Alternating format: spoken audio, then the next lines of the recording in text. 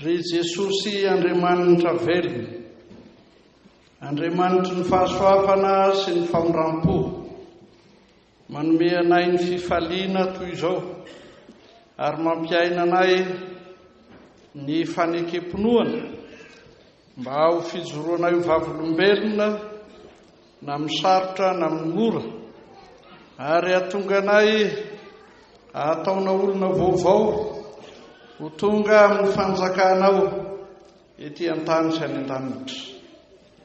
Koa ny fiainanay sisa rehetra dia tehirizo amin'izany fiainana amin'ny fahasoafana sy ny famindram-po zany, mba hiainanay ny fiainany voavela eloka izarana izany ho an'ny hafa manodidina anay, amin'ny anaran'i Jesosy tomponay. Amen.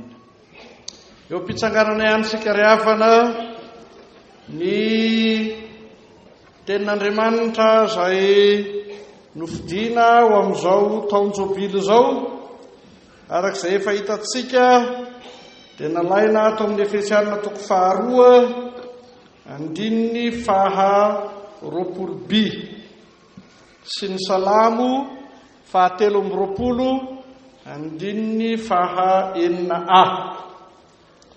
Efesianina 2:20 Salamo 3:9a.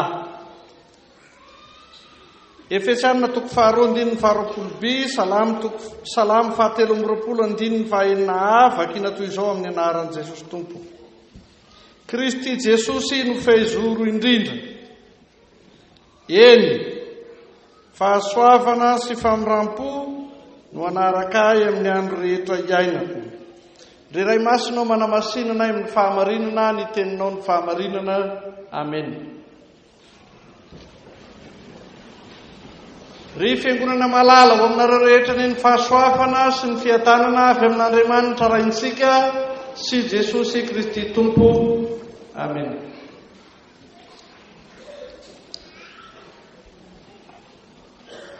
Androm-pifaliana lehibe, ny andro jobily, ary andro iainana ny famelan-keloka feno, androm-panafara. Koa dia rariny ny manolotra fiarabana manokana ho an'Andriamatoa rakoto ny aina reny mivady, ary ho an'ny fiangonana izay miombona amin'izany hafaliana lehibe izany. 70 taona nanompoana an'Andriamanitra sy ny fiangonana izany no tsaroana eto. 70 taona ny ainana izany fanompoana an' Jesosy sy ny fiangonana izany. Ary zany no nisafidianana izy mivady ireto teny faneva ireto.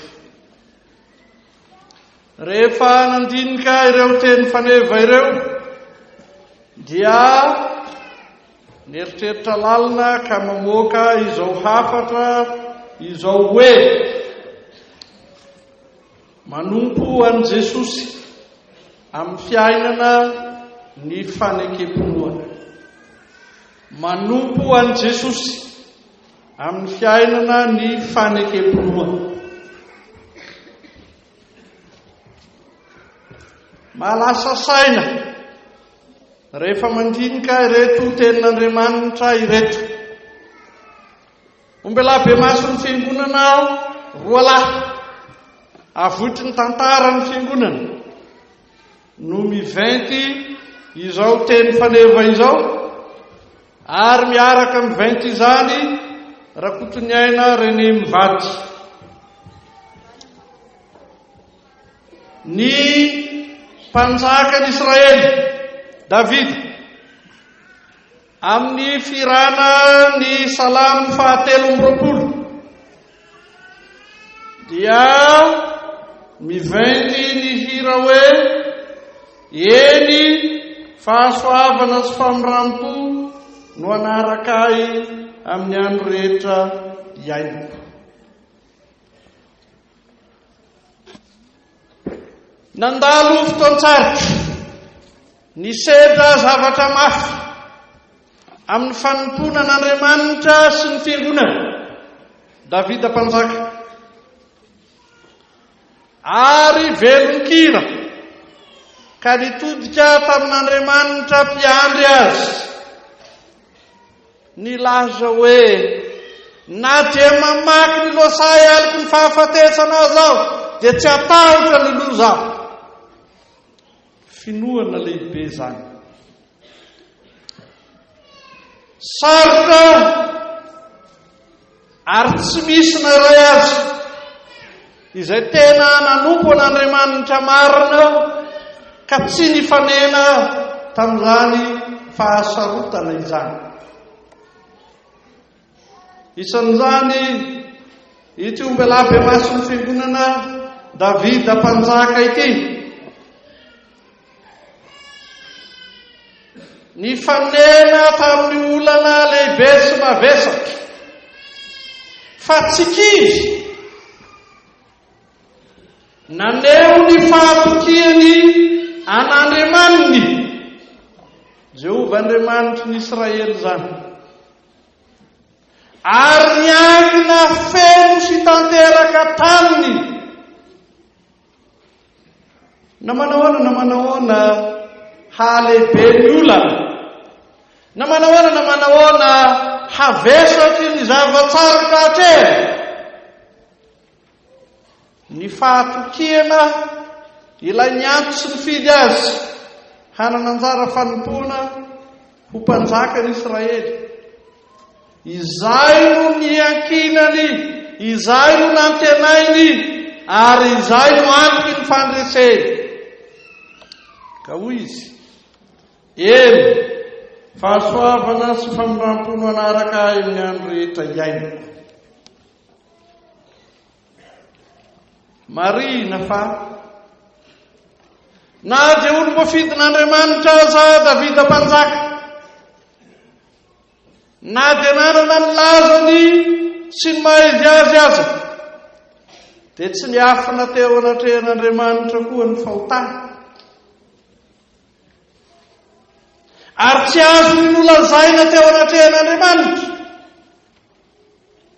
fa ny fahamendrena na ny fahatsarana na ny zava-bitana no anton'izay fampahombiaza an'Andriamanitra azy zay.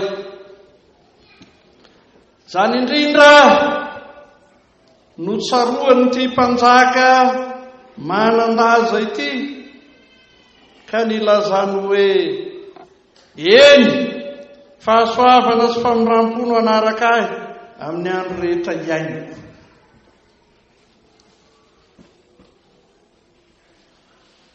Tsy mendrika handray ny fanomezan'Andriamanitra na dia mpanjaka azy. Tsy mendrika handray ny fanomezan'Andriamanitra na dia mpanompon'Andriamanitra marina azy. Ary zany no tsarona ka ivetesany ny alehibe ny fahasoavan'Andriamanitra natolotra azy.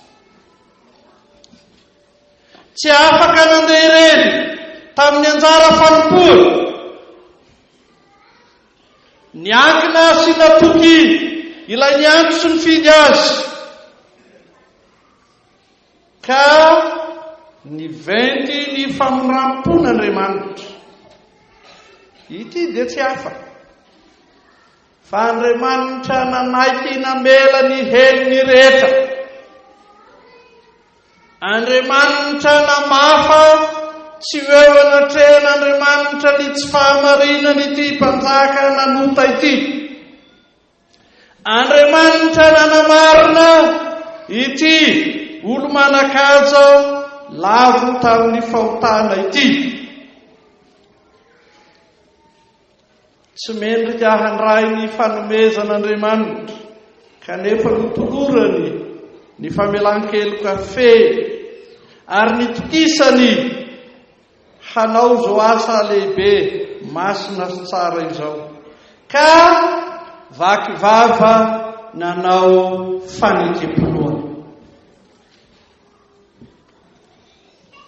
Rehefa jerena sy atonina ity salamo nataony Davida ity dia tsy hafa fa ny ary tikola fahatelo milaza ny alehibe ny asany fanahin'Andriamanitra tao anatiny ary tsy ao amin'ny fiainany manokana fa ao amin'ny fiainany fiangonana izay entiny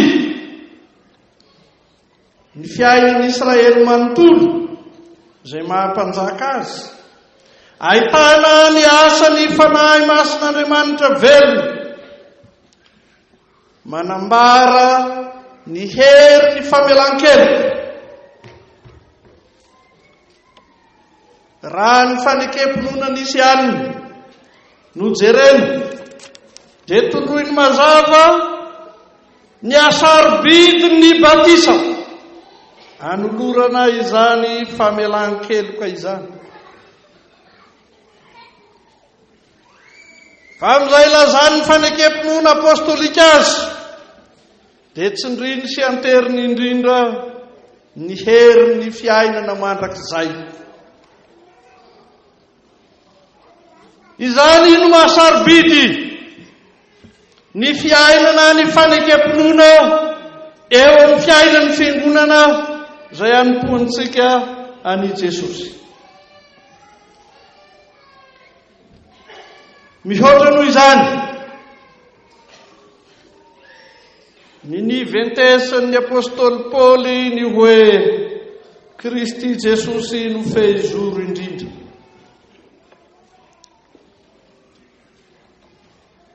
Amin'ny soratra maro izay nataon'ny apôstôly Paoly dia manana ny maha izy azy ny epistily ho an'ny Efesianina indrindra ny toko voalohany sy faharoa izay misy ny fandalinana ekleziolojika matanjaka na ny fampianarana sarobidy mikasika ny atao hoe fiangonana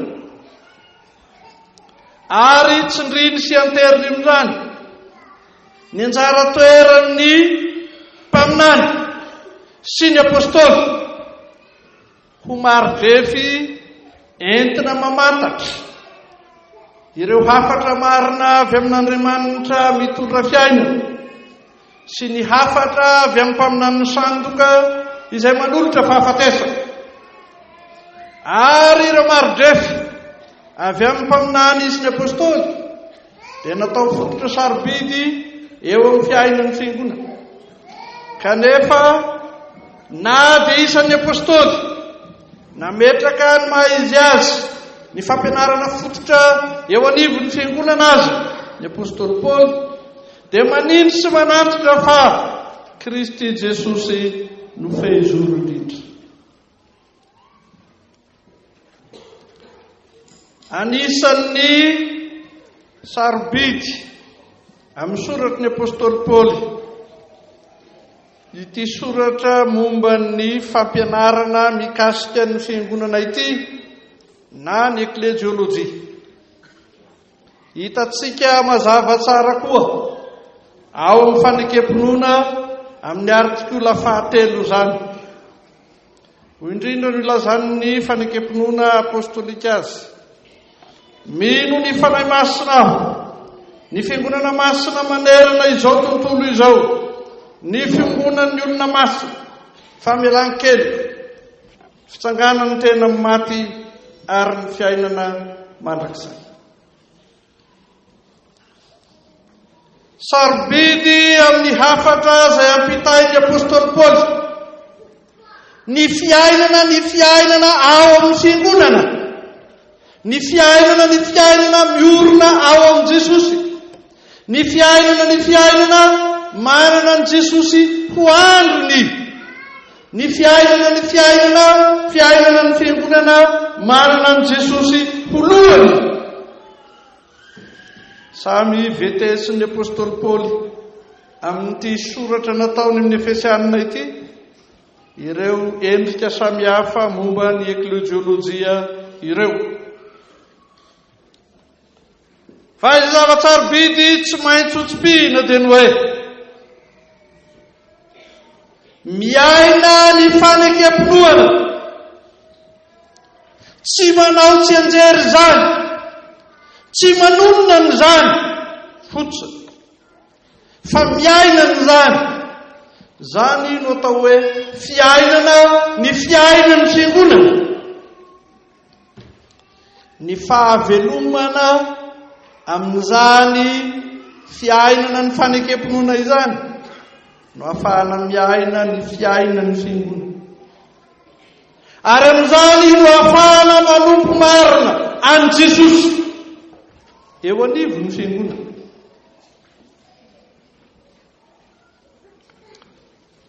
Nanantotra izany ny apôstôly Paoly amin'ny lalan-tsarotra no diavina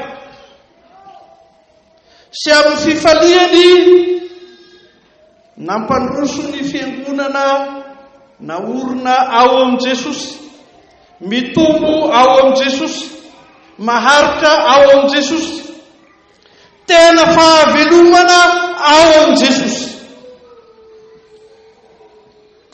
Ny fiainana ny fanekempinoana dia fiainana iainana ao amin'i Jesosy. Amin'izay anombohana izany amin'ny alalan'ny batisa, amin'izay tombohana izany amin'ny fiainona ny tenin'Andriamanitra, amin'izay ampatanjaka amin'izany amin'ny fandraisany ny sakramenta ny fanasany tompo, ary amin'izany no ivelomana ny fiainan'ny fiangonana ety an-tany sy ny fiainan'ny fiangonana any an-danitra. Io no ivetesan'ny apôstôly Paoly hoe Kristy Jesosy mifehizoro indrindra. Andriamatoa rakoto ny aina reny mivady, ny aina ny fanompoana an' Jesosy teo anivon'ny fiangonana 30 taona amin'ny mahataleny Fokrifa tany Antsirabe an-tampon-tanàna nandritra ny 5 taona, ary amin'izay nahampandrara ny foibe ny fiangonana Loterana Malagasy azy.